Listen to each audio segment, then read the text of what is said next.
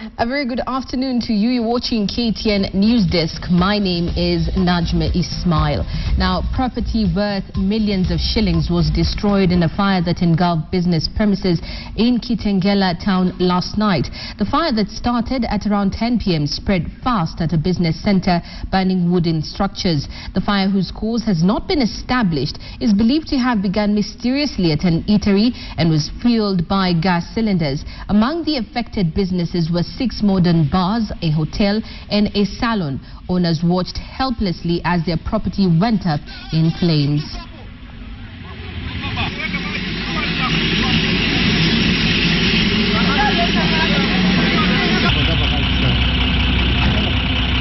Nimechomeka pesa yote nilikuwa nayo hapa, nimeiweka kwa hiyo biashara yangu, nimeungua kila kitu.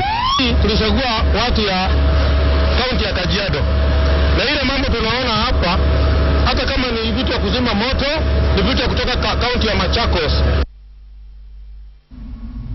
Now, Garissa Governor Nathif Jama has refuted reports that his county had returned 2 billion shillings after failing to spend it. The governor was reacting to a report by the Controller of Budget that was presented to the Senate detailing expenditure of all counties for the past 9 months. Speaking in Garissa when receiving 6 ultra-modern garbage collection trucks from the Turkish Cooperation Agency, an agitated Nathif said that the report was misleading. Or 2 billion shillings of Garissa County government is being returned or unutilized. That is not true, and I want the media to report what is correct and not to avoid, a lot of rumor mongering. We do not have a single penny of our money which is not utilized or committed. All the money that we had, including the 2 billion, is already committed to the many projects that we are carrying out in the county, all the way from Banane, Bodai, Danyere, and Liboye, and even here in Garissa, as you can witness for yourselves. Members of the Elgeyo-Marakwet County Assembly have defended their foreign troops after the Commission on Revenue Allocation and Control of Budget termed the troops as wasteful and unnecessary. The Speaker's Forum Secretary Albert Koche accused the CRA and the Control of Budget of applying double standards by focusing only on the county government spending and leaving out officers at the national level.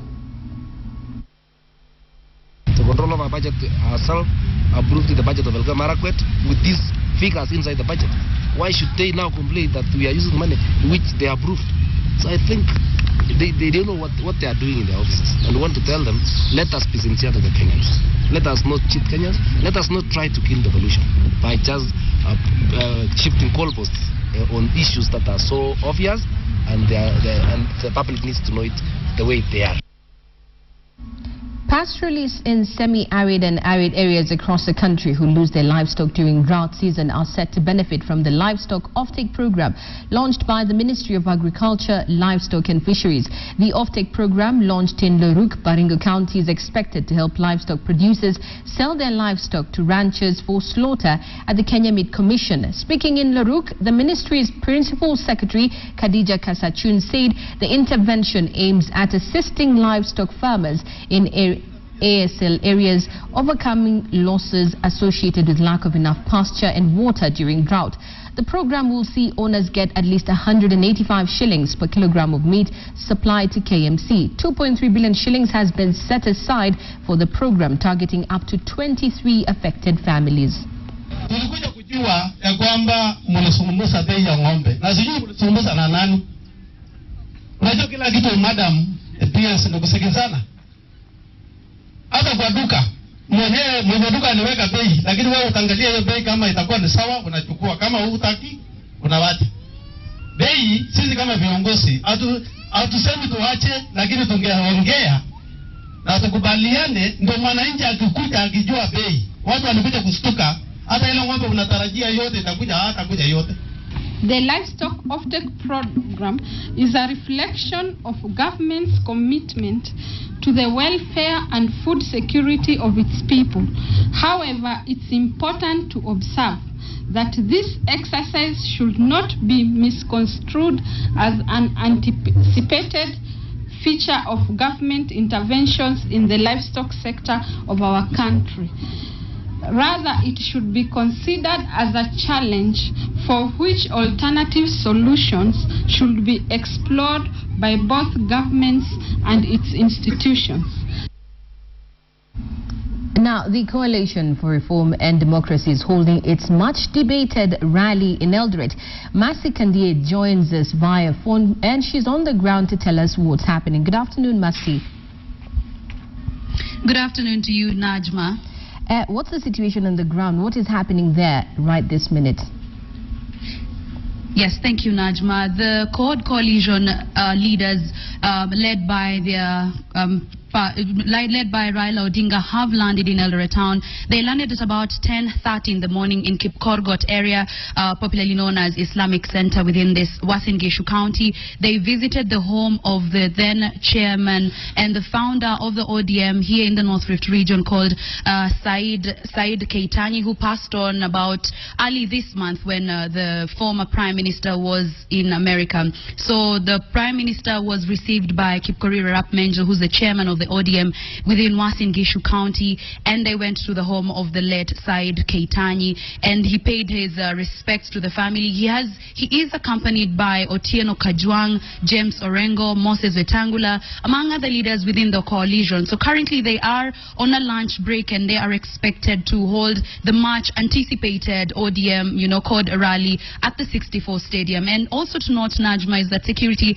has been heightened even at Said Keitany's home. There's heightened security. Even at the 64 Stadium, there's heightened security, even within the town, just about that. And the former Prime Minister, I beg your pardon, he addressed residents in Kipkorgot, and he even criticized the national government, saying that if they're being told to hold on these rallies because of national security, it's just a matter that the national security have failed in providing security to the residents. Najma? Mercy, there are reports that certain area residents fled the county for fear of any eventualities. How true is that? Yes, indeed. Yesterday we spoke to the county governor, Jackson Mandago, who was also live on KTN. And also there was a meeting between the county government, the national security chaired by the county commissioner, and security agencies within the county. And report was that there's tension in the county, and their advice was to advise the coalition to postpone their rallies. And yes, indeed, the county governor himself advised COD to postpone the rally, and he himself confirmed that there are people who had decided to move out of the county for fear of, tension. Eldoret was past noted as a violent hotspot, but yes, also residents here want peace. So Raila Amolo Odinga spoke to the residents earlier on today, and this is what he had to say. Listen in. Najua ni nyinyi watu wa upendo. Nyinyi ni watu ambaye mnapenda amani. Usisimwambie mtu mwingine ati wewe hapa usiweze kuja, ati uweze kuwa na mkutano. Unapiga mkutano marufuku ya nini? Ati hapa kuna hali mbaya kwa usalama. Hiyo ni jukumu ya serikali kulinda usalama. Jukumu la usalama iko katika mkono ya serikali kuu, serikali ya kitaifa, sio serikali ya majimbo. Kwa hivyo hapa chini gavana hahusiki na mambo ya usalama, hiyo si kazi yake. Kwa hivyo sikwambia ati usikuja hapa, nimepiga marufuku na nguvu. Umetoa wapi?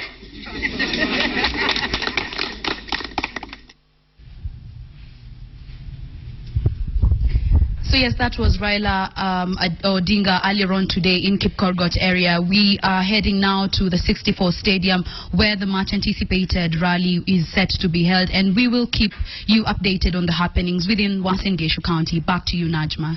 Well, thank you very much. Masi Kandie right there in Eldoret, and she will be keeping us up to speed with the happenings of the CORD rally in our subsequent bulletins.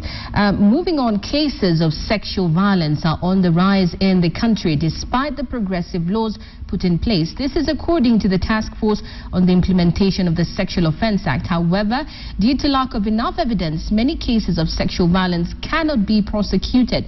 The task force, through key stakeholders and the Office of the Attorney General, has developed programs and training manuals for dealing with sex offenders. The German government, which has promised to provide technical support and training. Sexual violence prevention and response in Kenya remains a challenge. Statistics from the National Police Service released in December 2013 indicate that while crime levels generally reduced by 8%, sexual offences registered a 22% increase. The task force, jointly with the probation and aftercare services, prison services, the National Police Service, and other key stakeholders, have developed programs and training manuals for sex offender management in Kenya. We are aware that many cases of sexual violence go unreported because the victims do not know where to report. Some cases cannot be prosecuted because evidence was not properly preserved, or victims are knowingly coerced into accepting compensation. The Commission for the Implementation of the Constitution is expected to launch its devolution assessment report today in Nakuru County. They will detail the effectiveness of the implementation of the devolution process across the 47 counties in the country. Speaking in Nakuru when he paid Nakuru County Governor a courtesy call this morning, CIC Chair Charles Nyachai said the report, dubbed From Steps to Strides, entails the evaluation of the progress and status as well as challenges of devolution in the counties. This is for the county commission.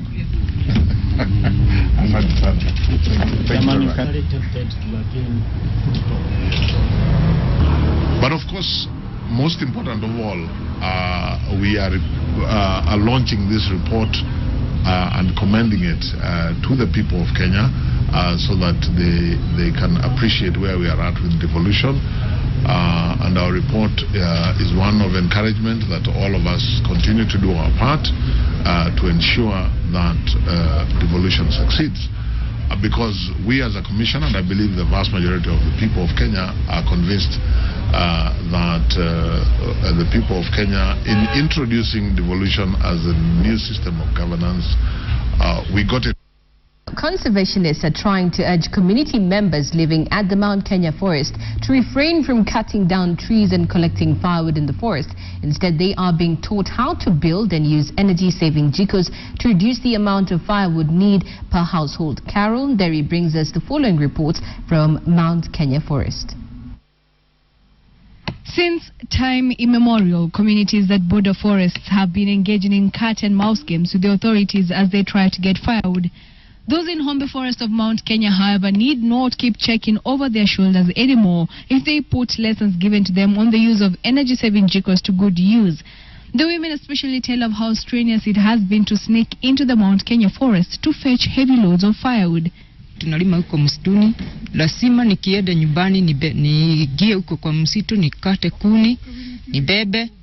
Na sasa hiyo majiko tunaletewa sasa inatusaidia, hakuna kubeba kuni tena, kwa sababu nilikuwa na kubeba kuni msitu kama kilo 150 hivi 120, na sasa hata nikibeba kuni kilo 2 hiyo itaikaa hata siku 5. Tumeona akina mama sana ndio anaenda kwa msitu kukata kuni, na tulikuwa tunawachika karibu kila siku.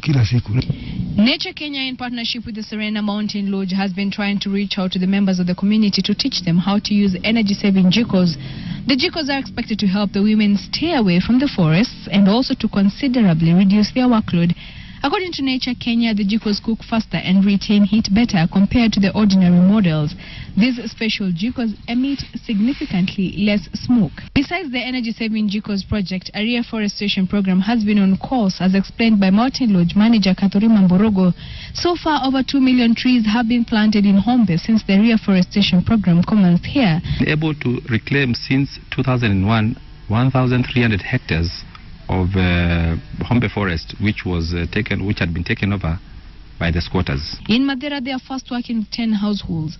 Nyeri is leading in forest cover in Kenya with an impressive 38% forest cover. Carol Nderi, KTN Hombe Forest, Mount Kenya.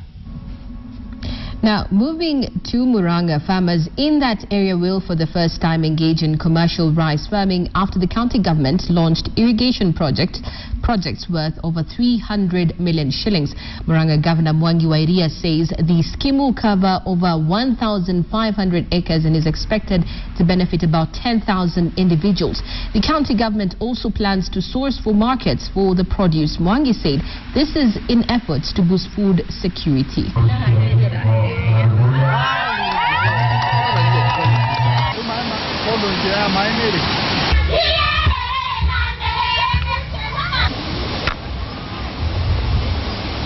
It's likely to touch about close to 3,000 homesteads.